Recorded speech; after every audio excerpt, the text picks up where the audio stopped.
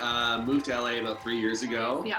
And yeah, we've been chugging away ever since. Julia was just on a true TV show called Laugh Tracks. Yeah. That was her first like stand-up to be broadcast on U.S. television. She also had a little bit part on Curb Your Enthusiasm. I don't know why I'm letting you answer first. I guess I don't like speaking about my own accomplishments. That's the thing. It's like our move to LA was basically a restart of our comedy career. 3 years in, we actually said to each other, we're like, I think we're finally cracking this down here. I think we're finally getting some things, and then everything just fell apart. How quickly were your gigs impacted once this kind of first became common knowledge that it was traveling throughout the US, the coronavirus?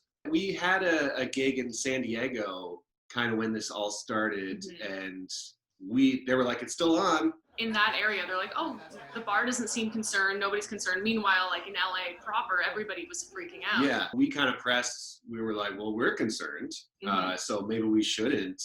And then a few days later, everything was shut down. Like bars were shut down, restaurants, everything. What was that road trip like as you traversed the US? We did it very quickly and very safely. We had to stay in hotels. I sanitized every inch of every hotel, and let me tell you, hotels are gross. They can be pretty gross. Once you clean them yourselves, you're like, ah. What was it like finally crossing the border?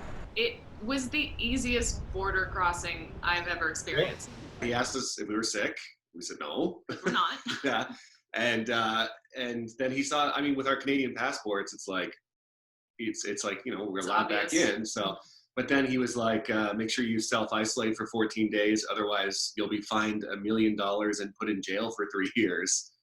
We're like, okay. Yeah, okay. We ended up isolating at a cabin in Quebec because my parents, are late 60s, and we were like, oh, you want isolation? We'll isolate. We'll go to the middle of the woods. Once we got to my parents' place, we were like, you know what? This seems permanent. Let's get some monogram track suits from Sweatcedo.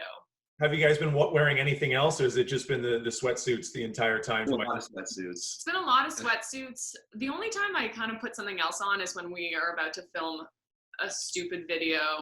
Oh, hello. Got me with me hand in the biscuit tin. I'm Daphne. Daphne Moon. Fraser Crane.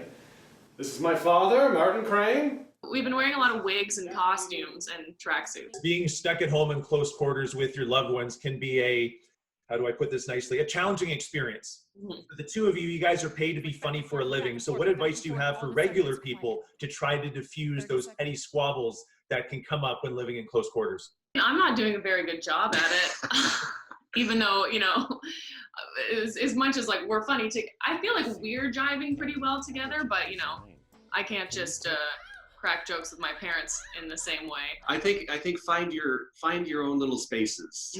We've been doing that. I mean, we'll sit in the front stoop. And we made different areas around the house, different like bars. So like out back is Margaritaville. Yeah. And then we literally popped the trunk of our car and just sat in the driveway, and we called that tailgaters. Yeah, we're creating little drinking spots. And then the front stoop is called Ye Old Stoop. It's an Irish pub. Matt, Julia, thank you very much. Best of luck dealing with the self-isolation, and I expect an invite to tailgaters once this is all over. Yes, of course. Buddy. Happy hours every Thursdays, some Tuesdays.